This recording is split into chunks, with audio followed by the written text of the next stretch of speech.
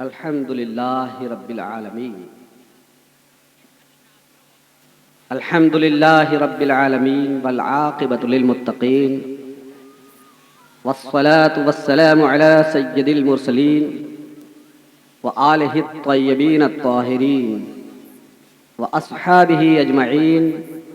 أما بعد فأعوذ بالله من الشيطان الرجيم. بسم الله الرحمن الرحيم.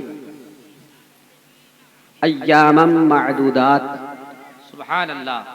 صدق اللہ العظیم وصدق رسوله النبی الامین ونحن على ذلك لمن الشاہدین والشاکرین والعاملین والحمد للہ رب العالمین. غوث اعظم بمن بے سر و ساما مدد، قبلہ دی مدد، کعبہ ایما مدد، بگرداب بلا افتاد کشتی، ضعیفان و شکشتہ رات پشتی، بحق خواجہ عثمان ہارونی، مدد کن یا معین الدین چشتی. اے اشرف زمانہ زمانے مدد نما، درہائے بسترا ز کلید کرم کشا. یا سید اشرف جہانگیر، دست من زار و ناتماگیر. یا حفیظ اللہ، حبیب اللہ، یا عبد اللطیف، المدد فی کل حال، یا غیاث المستغیث. قادریم نعرہ یا غوث اعظم میزنم، دمزر شیخ احمد رضا خان قطب عالم میزنم. درود شریف پڑھیے. اللہم صلی وسلم. بلغ العلا بکمالہ، بلغ العلا بکمالہ، کشف الدجا بجمالہ، حسنت جمیع خصالہ، صلو علیہ وآلہ.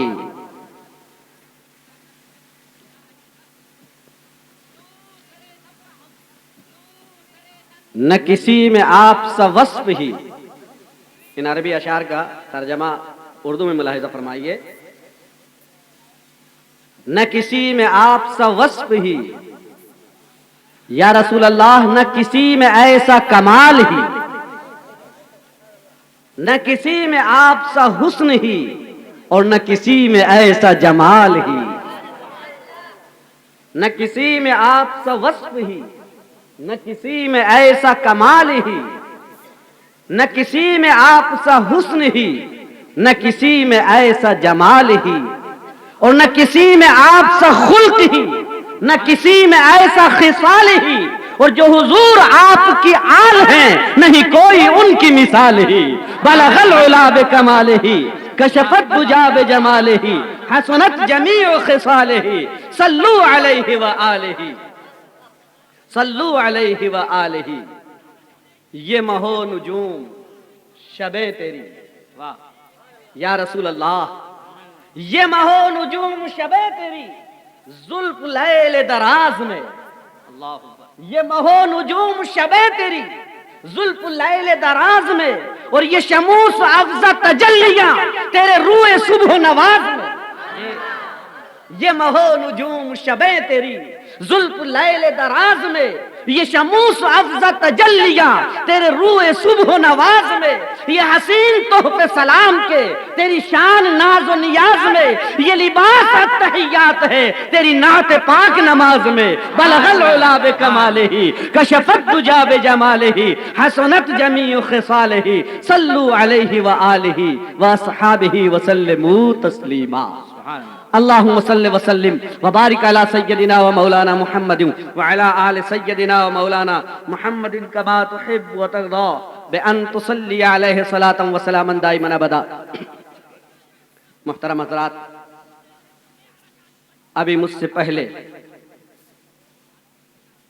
آپ اور ہم سبھی حضرات، تمام اہل محفل، رحمت و نور کے سمندر میں غوطہ زن تھے اور نعت رسول کی عظیم عبادت میں محو تھے. سبحان اللہ. رسول معظم صلی اللہ علیہ وسلم کی نعت ہم اہل سنت والجماعت کا یہ عقیدہ ہے کہ رسول معظم صلی اللہ علیہ وسلم کی نعت عبادت ہے، بے شک اس لیے کہ رسول پاک صلی اللہ تعالی علیہ وسلم کی نعت شریف میں کیا ہوتا ہے؟ یا تو رسول معظم کے حسن و جمال کی تعریف ہوتی ہے، یا رسول پاک صلی اللہ علیہ وسلم کے جود و نوال و خصال کی تعریف کی جاتی ہے، یا رسول معظم صلی اللہ علیہ وسلم کے مراتب و درجات کا تذکرہ ہوتا ہے۔ یہی تو نعت۔ تو یہ سب کی سب چیزیں عبادت ہیں۔ کیوں؟ اس لیے کہ رسول پاک کو حسن جمال عطا فرمایا ہے تو رب نے اپنے کرم سے عطا فرمایا۔ رسول پاک کو صاحب اختیار بنایا ہے تو رب نے بنایا ہے۔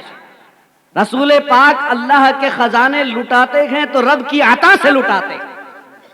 رسول معظم کے مراتب و درجات جو کچھ بھی میرے سرکار کو حاصل تھے، ہیں اور ہوتے رہیں گے، وہ سب رب کی عطا ہے۔ معلوم یہ ہوا کہ ہم رسول اللہ کا ذکر کیا کرتے ہیں بلکہ اپنے رب کی عطا کا تذکرہ کرتے ہیں۔ یہ رب العالمین کی عطا کا تذکرہ ہے۔ اور یہی نہیں کہ آج ہم کرتے ہیں، ہم نے دیکھا ہے کہ قسم بخدا رسول معظم صلی اللہ علیہ وسلم خود اپنا تذکرہ فرماتے ہیں اور رسول اللہ کے صحابہ ذکر فرماتے ہیں۔ دیکھیے تو صحیح، مسجد نبوی شریف کا مبارک صحن ہے، اللہ کے پیارے حبیب محبوب دانائے کل غیوب جناب محمد الرسول اللہ صلی اللہ علیہ وسلم کے صحابہ رضوان اللہ تعالی علیہم اجمعین تشریف فرما ہیں۔ میرے آقا رونق افروز ہو جاتے ہیں۔ سرکار جب تشریف لے آتے ہیں، صحابہ میں سے کوئی کہتا ہے یا رسول اللہ، یہ دشمنان نبی، یہ غداران رسول، یہ رسول کے جو دشمن ہیں، یہ رسول اللہ کے جو دشمن ہیں، میرے آقا آپ کے نام پاک کو بگاڑ کر کے لیتے ہیں، بجائے نام محمد کے جب بولتے ہیں تو میرے سرکار آپ کے نام پاک کی توہین و تنقیص کرتے ہوئے بجائے محمد کے مذمم کہتے ہیں۔ اللہ اکبر۔ صحابہ نے اس درد بھرے انداز میں ذکر کیا کہ دوسرے صحابہ کی آنکھیں ڈبڈبا آ رہی ہیں۔ اللہ اکبر۔ صحابہ کی تشویش جناب والا حیرت انگیز ہے، صحابہ کی فکر حیرت انگیز ہے۔ صحابہ کرام رضوان اللہ تعالی علیہم اجمعین نے بڑے درد کے ساتھ عرض کیا تھا، میرے آقا آپ تو محمد ہیں، آپ کو رب نے محمد بنایا ہے اور آپ کا نام پاک تو محمد ہے، اور محمد کا معنی الذی یحمد حمدا بعد حمد۔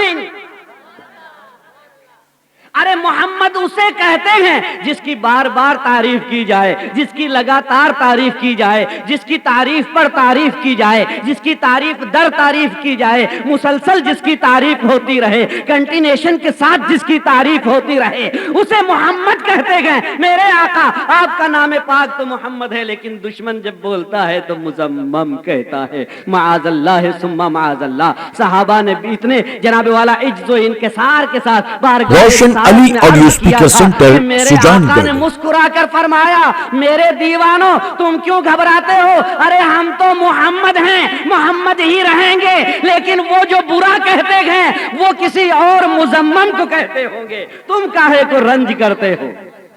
اللہ اکبر۔ سرکار کی رحمت کا عالم دیکھیے کہ میرے سرکار فرماتے ہیں کہ وہ کسی مذمم کو ہی مذمم کہتے ہوں گے، جب ہم محمد ہیں تو ہم تو محمد ہی رہیں گے۔ اللہ اکبر، اللہ اکبر۔ اتنا کہنا تھا کہ سرکار نے فرمایا، اے میرے دیوانوں کوئی ہے تم میں جو ہماری تعریف کرے؟ کوئی ہے تم میں جو ہماری نعت بھی پڑھے؟ ایک دیوانہ کھڑا ہو گیا، ہاتھ باندھ کر کے عرض کرنے لگا، میرے آقا میں نے آپ کی شان والا نشان میں کچھ اشعار عرض کیے ہیں، نعت رسول پاک میں نے لکھی ہے، میرے سرکار جہاں گوشے میں جگہ ملتی ہے میں گنگناتا رہتا ہوں، کبھی تنہائی کا موقع ہوتا ہے میں آپ کی نعت شریف پڑھتا رہتا ہوں، لیکن جب آج آپ نے مطالبہ فرمایا تو میرے سرکار میں عرض کروں کہ میں نے نعت شریف لکھی ہے، میں آپ کی خدمت اقدس میں پیش کرنا چاہتا ہوں۔ سرکار نے فرمایا ہاں ہاں میرے دیوانے، تم میری نعت پڑھنا چاہتے ہو، آؤ تم میری نعت پڑھو۔ وہ دیوانہ آگے بڑھ کر کے ابھی قریب تھا کہ وہ نعت شریف پڑھنا شروع کر دیتا، اتنے میں میرے سرکار نے فرمایا اے دیوانہ حسان رک جاؤ، اے حسان بن ثابت ابھی نعت شریف شروع نہ کرنا، رک جاؤ۔ حضرت حسان خاموشی کا مجسمہ بن کر کے رک جاتے ہیں۔ نعت شریف کے الفاظ لبوں پہ آئے تھے لیکن میرے سرکار نے خود ہی روک دیا، فرمایا کہ اے میرے صحابہ جاؤ مسجد نبوی شریف کے محراب کے برابر میں جو لکڑی کا ممبر رکھا ہوا ہے اس ممبر کو اٹھا لاؤ۔ صحابہ دوڑے دوڑے گئے، ممبر اٹھا کے لے آئے، کہا حسان تم نعت پڑھ رہے ہو اس لیے تمہارے واسطے یہ ممبر لگایا گیا، ممبر پر کھڑے ہو جاؤ اس کے بعد ہماری نعت پڑھو۔ سبحان نعرہ تکبیر، نعرہ رسالت۔ آج اہل سنت کا یہ مقدر ہے کہ اہل سنت اپنے نبی کی نعت کی محفل ہو، کہ نبی کے وعظ کی محفل ہو، جو بھی محفل سجاتے ہیں اس میں نبی کی سنت کے مطابق منبر لگاتے ہیں، اس لیے لگاتے ہیں کہ سرکار نے خود ہی نعت پڑھنے والے کا مقام اونچا کر کے بتا دیا اور واضح کر دیا کہ نعت شریف پڑھنے والے کا درجہ کتنا اونچا ہے، کتنا بلند درجہ ہے۔ فرمایا حسان منبر پر کھڑے ہو جاؤ اور اس کے بعد نعت پڑھو۔ لیکن اے لوگوں، کہیں نیچے بیٹھنے والے لوگ جناب علی اپنے آپ پر فکر کر کے رونے نہ لگیں، خیال نہ کرنے لگیں کہ ہم کو تو نیچے بٹھا دیا سرکار نے۔ قسم خدا کی اگر نعت پڑھنے کے لیے حسان کا منبر پر چڑھ جانا سرکار کی سنت سے ثابت ہے تو اے نیچے بیٹھنے والوں اپنے مقدر پہ ناز کرو کہ رسول اللہ جب حسان نعت پڑھ رہے تھے تو حضرت رسول معظم صلی اللہ علیہ وسلم فرش زمین پر صحابہ کے ساتھ تشریف فرما تھا۔ سبحان اللہ، سبحان اللہ۔ تو نیچے بیٹھنے والے کمتر نہیں گئے، یہ بھی بہتر سے بہتر ہیں کہ میرے آقا کی سنت ہے نیچے بیٹھنا بھی۔ اللہ اللہ، نعت پڑھنے والے کو اوپر کھڑا کیا۔ اب حضرت حسان نے جھوم جھوم کر کے ہمارے حسان زمانہ کی طرح نعت شریف پڑھنا شروع کیا، حضرت شہنشاہ ترنم کی طرح نعت پڑھنا شروع کیا، حضرت قاری رئیس احمد کی طرح نعت شریف پڑھنا شروع کیا۔ قاری رئیس احمد دیکھیے نام بھی کتنا ہے، ارے ان کو اللہ تبارک و تعالی نے اپنے فضل و کرم سے اور نبی کی رحمت کا صدقہ جو نام عطا فرمایا اس کو بھی رئیس احمد عطا فرمایا ہے۔ نام بھی ایسا ہے کہ یہ احمد کا رئیس ہے، قسم خدا کی یہ احمد کا رئیس ہے، جس مجلس میں چلا جائے گا رؤسات کی کرسی ہی اس کے لیے رہے گی، اور جس مجلس میں پہنچ جائے گا وہاں جناب اعلیٰ اس کو قدر و منزلت کی کرسی ملتی رہے گی، اس لیے کہ یہ احمد کا رئیس ہے۔ اللہم صلی وسلم وبارک علی سیدنا و مولانا محمد وعلی آلہ سیدنا و مولانا محمد کما تحب و ترضا بان تصلی علیہ صلاۃ و سلاما دائما ابدا۔ اللہ اکبر، اللہ اکبر۔ حضرت حسان عرض کرتے ہیں بارگاہ رسالت میں، عرض کرتے ہیں جھوم جھوم کر کے نعت نبی پڑھنے لگتے ہیں، اور رسول پاک ایک ایک شعر پہ نہیں، ایک ایک جملے پر، ایک ایک مصرع پر، ایک ایک جملہ پر میرے آقا فرماتے جا رہے تھے اے حسان اللہ تعالیٰ تیری روح القدس سے مدد فرمائے، اللہم ایدنا بروح القدس، اللہم ایدنا بروح القدس۔ میرے سرکار فرماتے جا رہے تھے، دعا دیتے جا رہے تھے، اور حضرت حسان جھوم جھوم کر نبی کی نعت شریف پڑھتے جا رہے تھے۔ صحابہ کے مجمع میں نبی کی موجودگی میں حضرت حسان نعت شریف پڑھتے ہیں کس انداز سے؟ روشن علی آڈیو اسپیکر سینٹر سجان گڑھ، مولانا محمد وعلی آلہ سیدنا و مولانا محمد کما تحب و ترضا بان تصلی علیہ۔ ایک شعر میں عرض کرتا ہوں، نعت شریف تو بہت لمبی ہے مگر ایک شعر سماعت کیجیے۔ حضرت حسان نے عرض کیا خلقت مبرعا من کل عیب۔ سبحان اللہ، کیا کہہ دیا حضرت حسان نے؟ خلقت مبرعا من کل عیب، یا رسول اللہ، اللہ تعالی جل شانہ نے آپ کو تمام عیبوں سے پاک پیدا فرمایا، اللہ اکبر، سبحان اللہ، بے شک مبرع پیدا فرمایا ہے آپ کو۔ تمام عیوب سے پاک پیدا فرمایا ہے. خلقت مبرأ من کل عیب.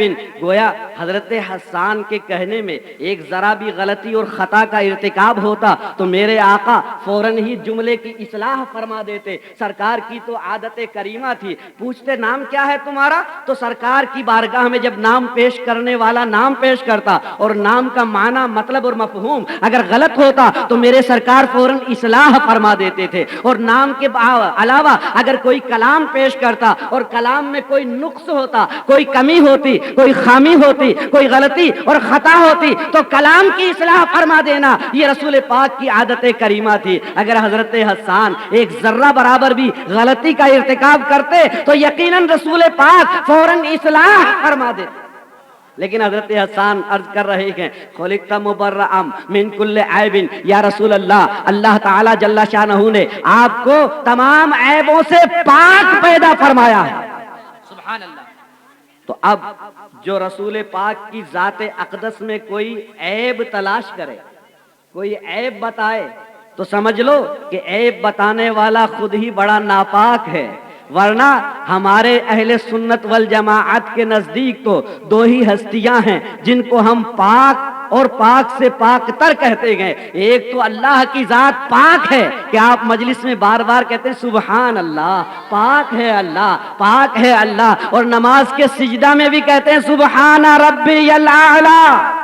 کیا کہتے ہیں؟ سبحان ربی الاعلی. ہم پاکی بیان کرتے ہیں رب اعلیٰ کی, رب اعلیٰ کی. دیکھیے ہم کس کی پاکی بیان کرتے ہیں؟ رب اعلیٰ کی. کیوں؟ اس لیے کہ ہم رب اعلیٰ کے بندے ہیں اور وہ ہمارا مالک ہے, وہ ہمارا خالق ہے, اس لیے ہم رب اعلیٰ کی پاکی بیان کرتے ہیں. یہی تو وجہ تھی کہ فرعون نے جب خدائی کا دعویٰ کیا تو اس نے بھی یہی کہا کہ انا ربکم الاعلیٰ, اس لیے کہ لوگ رب اعلیٰ کی پاکی بیان کرتے ہیں نا. تو اس نے بھی کیا کہا؟ انا رب, میں رب اعلیٰ ہوں. دیکھو فرعون جیسا بدبخت دنیا میں ہوا, لیکن وہ بھی بنا تو رب اعلیٰ تو بنا, مگر کوئی اعلیٰ کا باپ نہیں بن سکا. مگر ان نجدیوں کی جماعت میں ایک ایسا پیدا ہوا جس نے اپنے آپ کو ابو الاعلیٰ لکھا. وہ اعلیٰ کا باپ بنا, اپنے آپ کو ابو الاعلیٰ لکھتا ہے. ہماری قسمت پہ ہم ناز کرتے ہیں کہ ہم رب اعلیٰ کی پاکی بیان کرتے ہیں, اور رب اعلیٰ کی عطا سے ہمیں جو رسول عطا کیا ہے وہ بھی پاک عطا کیا ہے. خلقت مبرأ من کل عیب. یا رسول اللہ, اللہ نے آپ کو تمام خامیوں سے پاک پیدا فرمایا ہے, غلطیوں سے پاک پیدا فرمایا ہے, ہر کمی سے پاک پیدا فرمایا ہے, ہر خطا سے پاک پیدا فرمایا ہے, ہر خامی سے پاک پیدا فرمایا ہے, ہر عیب سے پاک پیدا فرمایا ہے, ہر نقص سے پاک پیدا فرمایا ہے. جبھی تو اعلیٰ حضرت عظیم البرکت امام عشق و محبت اعلیٰ حضرت فاضل بریلوی پکار اٹھے. وہ کمال حسن حضور ہے کہ گمان نقص جہاں نہیں, وہ کمال حسن حضور ہے کہ گمان نقص جہاں نہیں. یہی خار پھول سے, یہی پھول خار سے دور ہے, یہی شمع ہے کہ دھواں نہیں, یہی شمع ہے کہ دھواں نہیں. بلغ العلا بکمالہ کشفت الدجی بجمالہ حسنت جمیع خصالہ صلوا علیہ وآلہ. اللہم صل وسلم وبارک علی سیدنا. خلقت مبرأ من کل عیب کأنک قد خلقت کما تشاء. کوئی کہہ دیتا اے حسان یہ تمہارے دیکھنے کی بات ہے, تم کہتے ہو کہ میں نے اے رسول پاک صلی اللہ علیہ وسلم آپ جیسا اللہ تعالیٰ نے آپ کو بے عیب پیدا فرمایا ہے. شاید کوئی کہہ سکتا تھا اے حسان تیری معلومات مفقود ہے, اے حسان تیری معلومات پورے طور پر نہیں گئے, ہو سکتا ہے دنیا میں بہت ایسے پیدا کیے ہیں رب نے, تجھے نظر نہیں آتے ہوں گے. لیکن قسم خدا کی قربان جائیے رسول معظم صلی اللہ تعالی علیہ وسلم کی بارگاہ میں حضرت حسان عرض کر رہے ہیں خلقت مبرأ من کل عیب کأنک قد خلقت کما تشاء. آپ بتاؤ, اللہ تعالیٰ جل شانہ نے زمین کو بنایا تو کسی سے پوچھا, کسی سے مشورہ لیا؟ آسمان کو بنانے میں کسی سے مشورہ لیا؟ کسی کو پوچھ کے بنایا؟ चांद को पैदा किया तो अपनी मर्जी से पैदा किया, सूरज को पैदा रोशन किया तो अली अपनी ऑडियो मर्जी से स्पीकर पैदा किया, सेंटर, जमीन पर फर्श सुजानगढ़। बिछाया तो अपनी मर्जी से बिछाया, आसमान का शामियाना लगाया तो अपनी मर्जी से लगाया, सितारों के कुमकुमे रोशन किए तो अपनी मर्जी से रोशन किए, आबशार के नगमे जारी किए तो अपनी मर्जी से जारी किए, दरख्तों की बागो बहार को लहलहाया तो अपनी मर्जी से लहलहाया, इंसान पैदा किया तो अपनी मर्जी से पैदा किया, हैवान पैदा किया तो अपनी मर्जी से पैदा किया, फरिश्ते पैदा किए तो अपनी मर्जी से पैदा किए, जिन्नात पैदा किए तो अपनी मर्जी से पैदा किए, एक 18 लाख मखलूकात को पैदा किया तो अपनी मर्जी से पैदा किया, किसी से पूछा नहीं कि तुझे कैसा बनाऊं। लेकिन हजरत हसन कुर्बान जाइए क्या अर्ज करते गए, या रसूल अल्लाह, जब आपको आपके रब ने पैदा फरमाया तो आपकी मर्जी के मुताबिक पैदा फरमाया। अल्लाह अकबर, सुभान अल्लाह, सुभान अल्लाह। आपसे पूछा कि ऐ महबूब तुम कैसा बनना चाहते हो, ऐ महबूब तुम किस तरह का बनना चाहते हो, ऐ रसूल तुम कैसा रुतबा चाहते हो,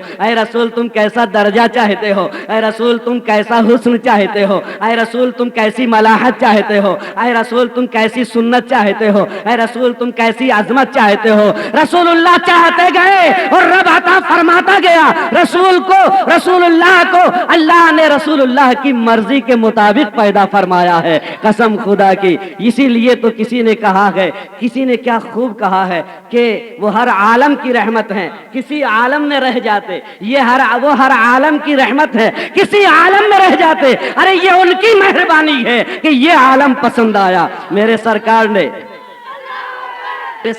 ये आलम पसंद फरमाया तो इस आलम की इस्लाह पर मेरे सरकार को रब ने मामूल फरमा दिया, रब ने महबूब को ये अता फरमा दिया। जो चाहते गए हबीबे खुदा वो अता फरमाता रहा मेरा खुदा, मेरा रब वही देता रहा जो चाहते रहे। तो यूं कहिए कि ये जो रमजान मिला है ये महबूब की रजा से मिला है, ये जो नमाज मिली है ये महबूब की रजा से मिली है, ये जो हज ज़कात के फलसफे और फरीज़े नसीब हुए गए ये महबूब की रजा से नसीब हुए गए, ये जो कुछ भी मिला है ये रसूलुल्लाह की रजा से मिला है। कसम खुदा की, रमजान की ये मुकद्दस तरीन बहारें गुजरती जा रही है। कुरान ने फरमाया अय्यामम मादूदात, ये गिनती के दिन है,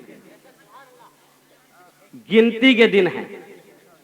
और कुरान ने फरमाया गिनती के दिन है तो किसी महीने के दिनों को लोग गिनते नहीं हैं, इसी महीने के दिनों को लोग गिनते हैं। आज पहला रोजा हो गया, दूसरा रोजा हो गया, आज तीसरा रोजा हो गया, आज चौथा हो गया, पांचवा, छठा, सातवां, आज 15वां रोजा हो गया। लोग कहते हैं रमजान आया, रमजान आया, रमजान आया, और 15 के बाद कहते हैं रमजान जा रहा है, रमजान जा रहा है, रमजान जा रहा है, रमजान जा रहा है। आज रमजान का अलविदा भी हो गया। रमजान का अलविदाई खुतबा रसूलुल्लाह के मिंबरों ने पढ़ दिया। आज रमजान शरीफ जा रहा है, ये रमजान का आखिरी अशरा है। आप रोजाना सुनते हैं उलमा से कि अव्वलहु रहमा व औसतहु मग़फ़िरह व आखिरुहु इत्क़ुम मिनन नीरान। इस रमजान का पहला अशरा, पहले 10 दिन रहमत के। आपने 10 दिन के वो रोजे क्या रखे अव्वल रमजान से लेकर 10वें रमजान तक, कि जो रमजान रजाए महबूब से तुम्हें नसीब हुआ था उस महबूब की रहमत हासिल हो गई। सुभान अल्लाह। और ये एक फितरी बात है कि जब उजाला आता है तो अंधेरा क्या होता है, अंधेरा चला जाता है ना। कुरान ने फरमाया कुल जा अल हक व ज़हक़ल बातिल, जब हक आता है तो बातिल चला जाता है ना। उजाला आता है तो अंधेरा चला जाता है। जब रहमत आपके नफूस ईमानी में समा गई तो अब मग़फ़िरत का दौर खुद ब खुद शुरू हो गया। अरे जब रहमत आ जाएगी तो फिर गुनाह ठहरेगा, गुनाह की माफी हो जाएगी, इसी का नाम मग़फ़िरत है। गुनाह की मग़फ़िरत हो जाएगी। लेकिन गुनाह की जब मग़फ़िरत हो गई फिर जहन्नम से आजादी का क्या मसला रह गया। एक आदमी है, नेकोकार है, उसको आप यही तो कहेंगे कि साहब जब आदमी पाक है, नेक है, गुनाहों से पाक है तो फिर तो ये जन्नती है। وہ جہنمی ہے ہی نہیں، تو جہنم سے آزادی کا مسئلہ اس کے لیے باقی کیا رہ گیا؟ سنو اور غور سے سنو، جب تم نے رحمت سے اپنے آپ کو، اپنے قلوب ایمانی کو لبریز کر لیا اور گناہوں کی سیاہی دھل گئی اس رحمت کے آب رحمت سے، تو اس کے بعد اب مغفرت تو خود بخود ہو ہی جانی ہے، لیکن یہ آخری عشرہ مغفرت کا عشرہ، جہنم سے آزادی کا عشرہ کیوں کہلاتا ہے؟ فرمایا سنو، بات اصل میں یہ ہے کہ یہ جو آخری عشرہ ہے، اس عشرہ کا جو روزہ ہے، اس روزہ کو رکھنے والا جہنم سے ایسا آزاد ہوتا ہے، ایسا آزاد ہوتا ہے کہ عید کے دن رب تبارک و تعالی جل وعلا اپنی رحمت و مغفرت کے صدقے میں اس کی جہنم سے آزادی کا اعلان فرما دیتا ہے۔ سبحان اللہ۔ دیکھو وہ جنت کے لائق ہو گیا، وہ بات الگ ہے، اور رب نے اعلان فرما دیا، وہ بات ہی الگ ہو گئی ہے۔ اب رب نے اعلان فرما دیا ہے۔ آپ جانتے ہیں کہ جب عیدگاہ میں عید کے دن مسلمان جانے کی تیاریاں کرتے ہیں تو رسول پاک صلی اللہ علیہ وسلم فرماتے ہیں کہ عید کے دن مسلمانوں کے گلی کوچوں کے نکڑوں پر فرشتے کھڑے ہو جاتے ہیں اور آواز لگاتے ہیں، اے رسول پاک کے پیارے امتیوں، آؤ آؤ، خدا کی رحمت کی طرف بڑھو اور رب کی بخشش کی طرف آگے بڑھو۔ لہذا فرشتے آوازہ لگاتے ہیں، مسلمان جوک در جوک، شوق در شوق عیدگاہ کے میدان کی طرف جانے کے لیے تیاریاں کرتے ہیں، اور سب مسلمان عیدگاہ میں پہنچ جاتے ہیں۔ اللہ اکبر، اب عید کی دگانا ادا کرنے کے لیے کھڑے ہوتے ہیں۔ رمضان المبارک کے مہینے کا شکرانہ روشن ادا کرنے علی کے لیے آڈیو کھڑے اسپیکر ہوتے سینٹر ہیں۔ یہ عید سجان کا گڑھ دگانا کیا ہے؟ رمضان کا شکرانہ ہے۔ اصل میں عید کی جو نماز ہے، آپ شکر ادا کرنے کے لیے کھڑے ہوئے، واجب 2 رکعت میں زائد 6 تکبیر آپ نے ادا کر لیا، اور ادا کرنے کے بعد اب جب آپ ہاتھ اٹھاتے گئے، آپ کا امام دعا کرتا ہے، آپ آمین کرتے ہیں، آپ اپنی بخشش کے طلبگار ہوتے ہیں، آپ اپنے رب کی بارگاہ سے جہنم کی آزادی طلب کرتے ہیں اور جنت کی نعمت اور جنت کی عظمت حاصل کرنے کے لیے دعائیں کرتے ہیں۔ رب کی بارگاہ سے آواز ہوتی ہے، اے فرشتوں اعلان کر دو کہ جتنے لوگ عیدگاہ کے میدان میں بیٹھے ہوئے گئے ان سب کے لیے میں جہنم سے آزادی کا اعلان کرتا ہوں۔ سبحان اللہ۔ فرشتوں تم گواہ رہنا کہ میں انہیں بخش چکا ہوں۔ میں نے کہا میرے مولا، فرشتوں کی گواہی کی ضرورت کیا تھی؟ جب تو اعلان فرما رہا ہے تو کہا بندے کچھ چھوٹی موٹی صغیرہ غلطیاں ایسی غلطیاں کریں گے کہ جن غلطیوں کی وجہ سے کبھی نماز میں تاخیر ہو جائے گی، کبھی نماز جماعت سے ادا کرنے میں قصور کر بیٹھیں گے، کبھی مسجد کی طرف پہنچنے میں ان سے سستی تساہلی اور کہولت ثابت ہو جائے گی، کبھی غلطی پر غلطی ہوگی، کبھی جناب والا اور کسی قسم کی صغیرہ غلطیاں یہ لوگ کریں گے۔ تو ان غلطیوں کی وجہ سے ہو سکتا ہے کہ کل کوئی ایسے معاملات سامنے آ جائیں کہ ان کے اوپر جہنم کا حکم لگانا پڑ جائے۔ جب جہنم کا حکم لگایا جائے گا تو یہ گواہ فرشتے آگے بڑھیں گے، مولا یہ تو وہ ہے جس کی بخشش کا اور جس کی جہنم سے آزادی کا رمضان کے آخری عشرے میں اعلان کر دیا گیا تھا۔ رب فرمائے گا فرشتوں تمہاری گواہی کے مطابق میں بندوں کے گناہ بھی معاف کرتا ہوں، اور اپنے اس اعلان کی لاج رکھتے ہوئے جہنم سے ان کو آزاد کر کے جنت کا ان کو مہمان بنا۔ سبحان اللہ۔ آج کل لوگ یہ سوچتے ہیں، یہ خیال کرتے ہیں جب جہنم سے آزادی کا اعلان ہو گیا اور پھر ظہور علی نے یہ بھی اسٹیج پر بیٹھ کر کے ذمہ داری کے ساتھ کہہ دیا کہ اگر چھوٹی موٹی کوئی ادھر ادھر کی باتیں ہوں گی تو ان کو بھی رب تبارک و تعالی اپنے کرم اور فضل سے معاف فرما دے گا، اور وہ اعلان اپنا برقرار رکھتے ہوئے جہنم سے آزاد فرما کر جنت میں پہنچا دے گا، تو اب نماز پڑھنے کی ضرورت کیا ہے؟ آج کل کے لوگ بڑے اوچھے دماغ سے سوچتے ہیں، کچھ کہتے ہیں شب قدر میں عبادت کر لیا تو 1000 مہینوں سے افضل ہو گئی نا عبادت۔ اب 1000 مہینے کی تو عمر ہی نہیں ہے ہماری، 1000 برس کے 1000 مہینوں کے 83 برس 83 ایئرس 83 برس اور 4 مہینے ہوتے ہیں۔ 1000 مہینوں کے 83 برس اور 4 مہینے ہوتے ہیں، تو ایک رات میں ہی 83 برس لمبی عبادت ہم نے کر لی، تو اب عبادت کی ضرورت کیا ہے؟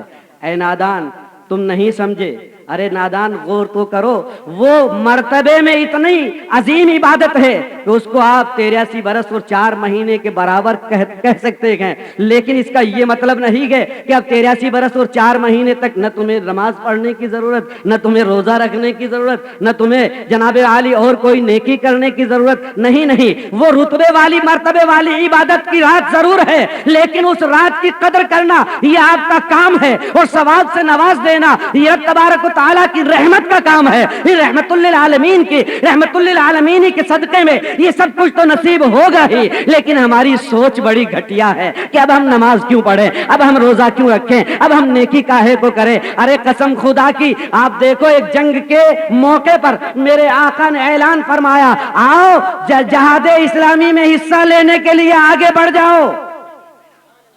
لوگ لا رہے ہیں، سامان لا کر کے بارگاہ رسالت میں پیش کر رہے ہیں۔ سیدنا عثمان غنی رضی اللہ تعالی عنہ کا نمبر آتا ہے تو اتنا سامان پیش کیا کہ رسول پاک صلی اللہ علیہ وسلم خوش ہو گئے اور فرمایا، عثمان آج کے بعد اگر کوئی نیکی نہ کرے تب بھی یہ جنتی ہے، مگر عثمان غنی کو دیکھو، قسم بخدا زندگی بھر عجز و انکسار کا مجسمہ بن کر کے آنسو بہاتے رہے اور عبادت پر عبادت کرتے رہے، ریاضت پر ریاضت کرتے رہے، مجاہدے پر مجاہدہ کرتے رہے۔ آپ نے مشہور واقعہ ہے سنا ہوگا کہ حضرت سیدنا عمر فاروق رضی اللہ تعالیٰ عنہ دور خلافت میں عید کا دن آیا تو لوگ گئے مبارکباد دینے کے لیے، لیکن حضرت رو رہے تھے۔ کہا روئے کیوں سرکار؟ کہا اگر عید کا دن ہے، اگر میری نمازوں کو، میرے روزوں کو، میرے اعمال صالحہ کو، میری نیکیوں کو میرے رب نے اگر قبول فرما لیا ہے تو میرے رب نے قبول و مقبول فرما لیا ہے تو یہ میرے لیے عید کا دن ہے، اور اگر میری نیکیوں کو، میری عبادتوں کو اللہ اکبر میرے رب نے مردود فرما دیا ہے تو یہ میرے لیے عید کا دن نہیں وعید کا دن ہے۔ اس لیے روتا ہوں کہ میرے مولا، میں نے جو کچھ بھی عبادت کیا ہے میری سکت پر کیا ہے، تیری عزت کے مطابق میں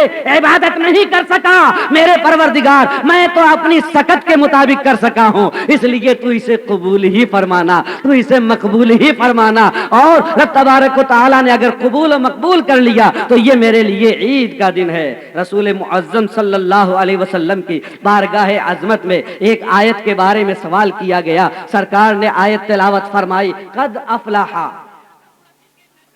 بے شک، توجہ ہے نا، بے شک کامیاب وہ ہو گیا۔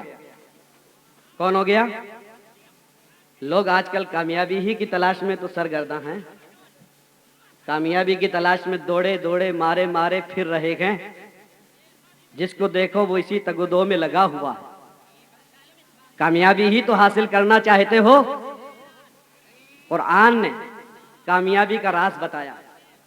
اگر ایمان ہے تو کامیابی کے اس راز کو آج سمجھ کر اٹھو، اور کامیابی کے کامیاب ترین 3 اصول جو قرآن نے بتائے ہیں اس آیت مقدسہ میں، ان کو سنو اور زندگی بھر کے لیے اپنے دل و دماغ میں بسا لو۔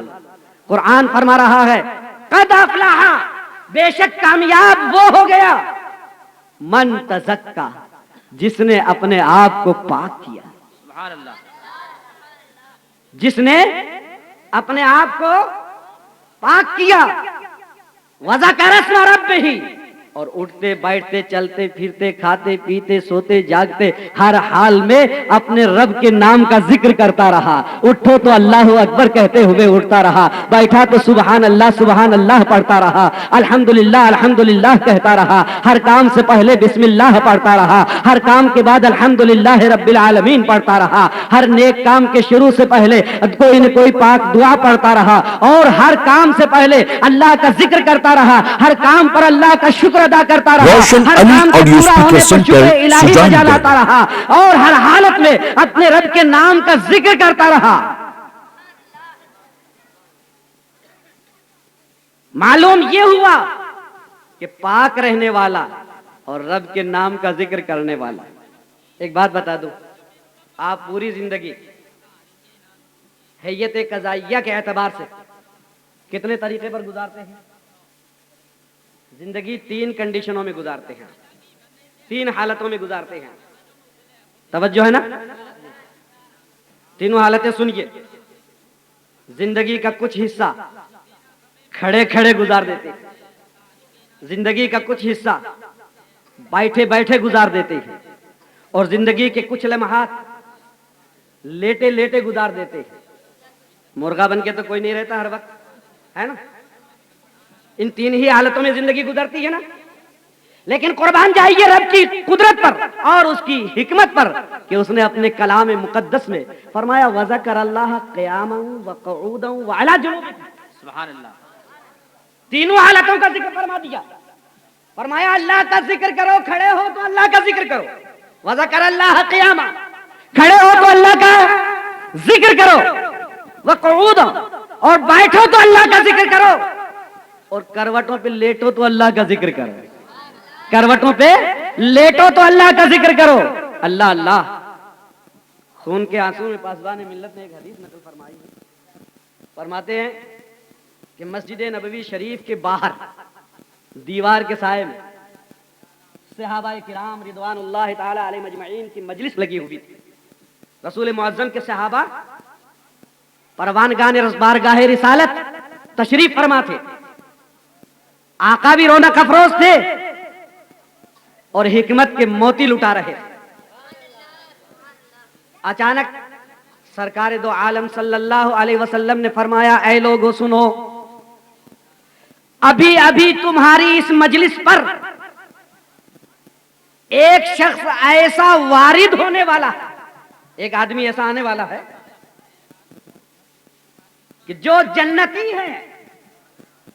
تم جو جنتی کی زیارت کرنا چاہو تو اس آنے والے کی زیارت کر لینا.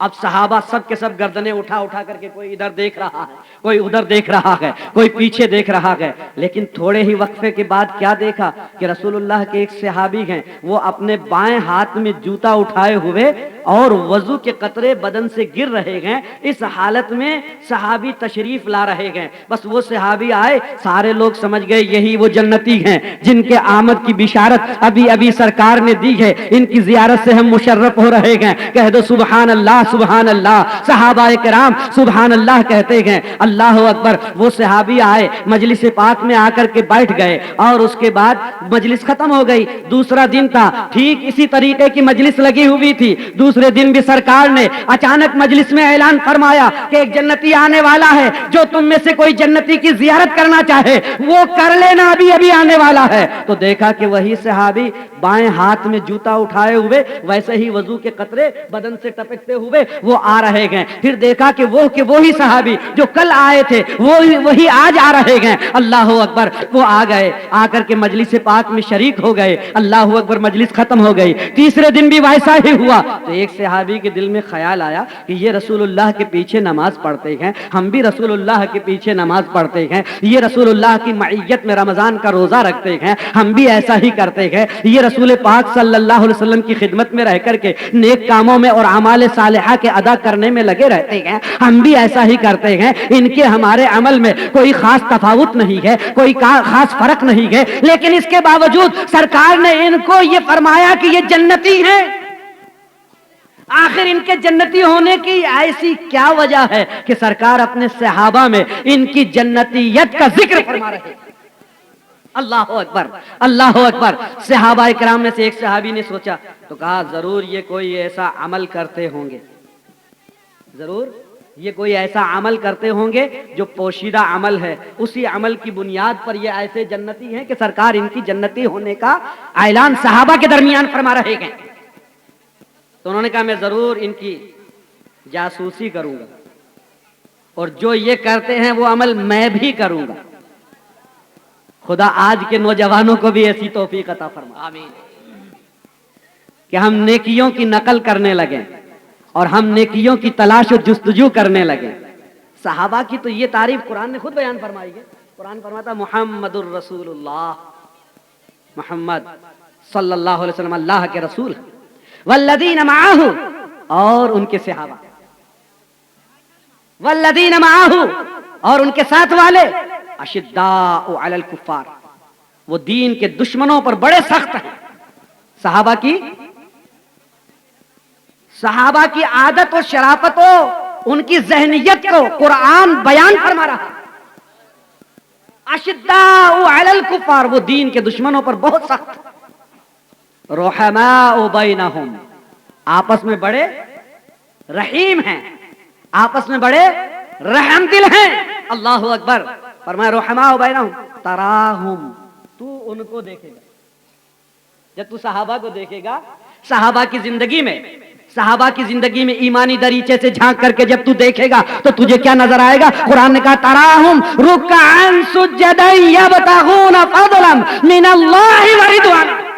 تجھے یہ نظر آئے گا کیا وہ صحابہ تجھے رکوع کرتے ہوئے نظر آئیں گے، نمازیں پڑھتے ہوئے نظر آئیں گے، سجدے کرتے ہوئے نظر آئیں گے. وہ تیری طرح سے ایسے نہیں ہے کہ صبح کی پڑھ لیا تو ظہر سے غائب ہو گئے، ظہر کی ادا کر لیا تو عصر سے غائب ہو گئے، اور عصر کی پڑھ لیا تو مغرب کا پتہ نہیں، مغرب پڑھ لیا تو عشاء کا احساس نہیں. اللہ اکبر. قلب میں سوز نہیں، روح میں احساس نہیں، کچھ بھی پیغام محمد کا تمہیں پاس نہیں. اے نادان، اس کو مسلمان نہیں کہتے ہیں. ارے کبھی پڑھتے ہیں اور کبھی پڑھتے نہیں ہیں، کبھی پڑھتے ہیں اور کبھی پڑھتے نہیں ہیں. انہیں تو بے نمازوں میں گنے ہیں. یہ کبھی کبھی سجدہ مار لینے والا نمازی کہلانے کا مستحق نہیں ہے. نمازی تو وہی ہے جو پابندی کے ساتھ نماز قائم کرتا ہے. قرآن نے آپ سے کیا مطالبہ کیا؟ اقیم الصلاۃ، نماز قائم کرو. قرآن نے یہ نہیں کہا صلو صلاۃ، نہیں کہا قرآن نے کہ نماز پڑھو، نہیں. قرآن نے فرمایا اقیم الصلاۃ، نماز قائم کرو. اور نماز قائم کرنے کا مطلب یہی ہے کہ جب فجر کا وقت آ جائے تو فجر پڑھو، ظہر کا وقت آ جائے تو ظہر پڑھو، عصر و مغرب کا وقت ہو تو عصر و مغرب و عشاء ادا کرو. لہذا ہر نماز کو اپنے وقت کی پابندی کے ساتھ با جماعت ادا کرنے والا ہی اہل سنت والجماعت کہلاتا ہے. اور جو نماز کی پابندی نہیں کرتا ہے وہ کاہے کا اہل سنت والجماعت ہے. وہ اگر آدھا تیتر ہے تو آدھا بٹیر، ایسا آدمی نہ مسلمان کہلانے کا مستحق ہے نہ اہل سنت والجماعت کہلانے کا مستحق ہے. اس لیے نمازوں کی پابندی کرو. صحابہ کی زندگی میں ایمانی دریچے سے جھانک کر دیکھو. قرآن کہتا تراہم، تم دیکھو گے تو کیا پاؤ گے؟ صحابہ تمہیں رکوع کرتے نظر آئیں گے، سجدے کرتے نظر آئیں گے، نمازیں پڑھتے نظر آئیں گے، عبادت کرتے ہوئے نظر آئیں گے، وہ ریاضت کرتے ہوئے نظر آئیں گے. اللہ اکبر، اللہ اکبر. قرآن نے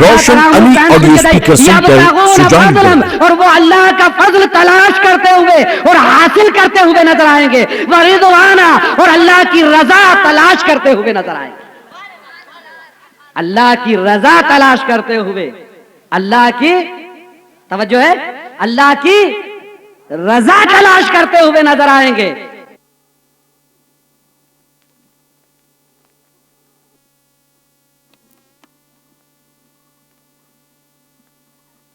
خامی کیا ہے یہ تلاش کر، مولانا میں نقص کیا ہے یہ تلاش کر.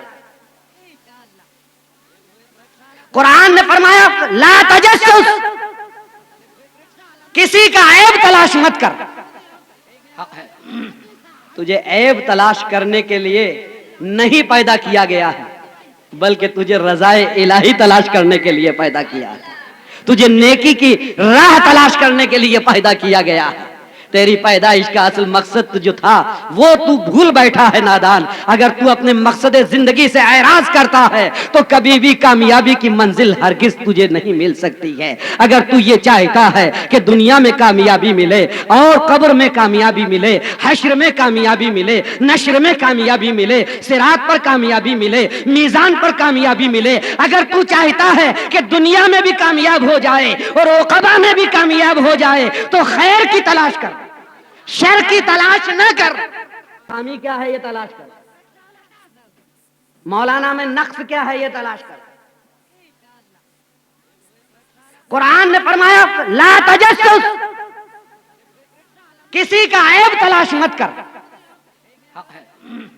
تجھے عیب تلاش کرنے کے لیے نہیں پیدا کیا گیا ہے، بلکہ تجھے رضائے الہی تلاش کرنے کے لیے پیدا کیا ہے.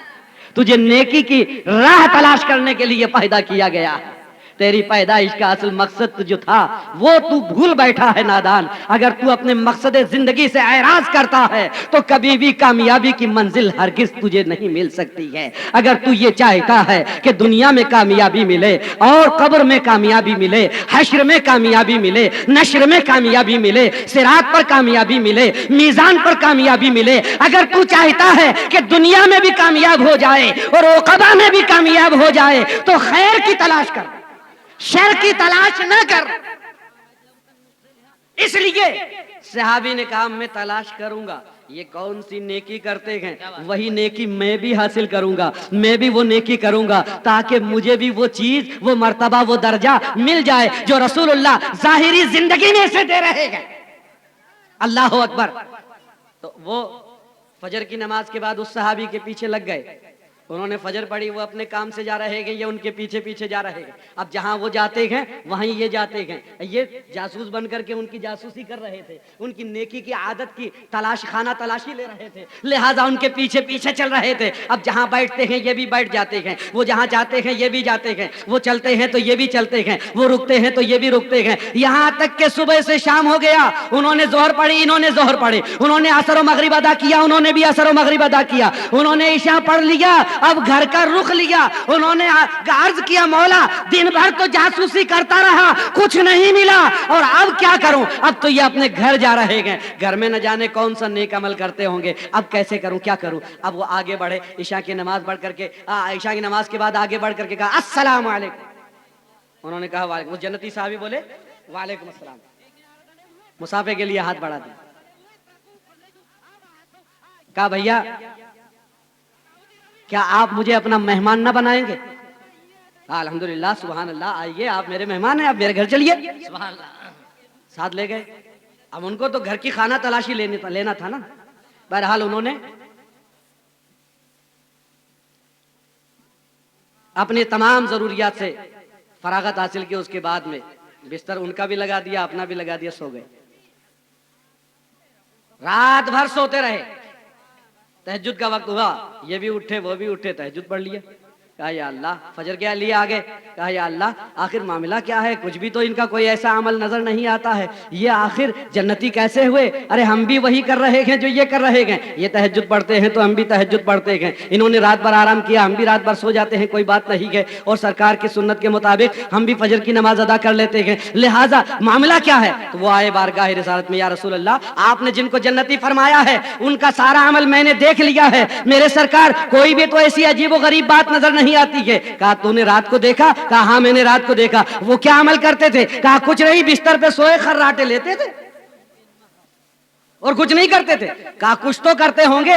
ہاں میرے آقا اتنا ضرور دیکھا کہ جب بھی وہ کروٹ بدلتے تھے تو کبھی اللہ اکبر کا جملہ ان کے زبان پر ہوتا تھا, کبھی الحمدللہ ان کی زبان پر ہوتا تھا, اور جب کبھی کروٹ بدلتے تو کبھی سبحان اللہ کہتے تھے, کبھی اللہ اکبر کہتے تھے, کبھی الحمدللہ کہتے تھے, کبھی سبحان ربی الاعلیٰ کہہ دیتے تھے, کبھی سبحان ربی العظیم کہہ دیتے تھے.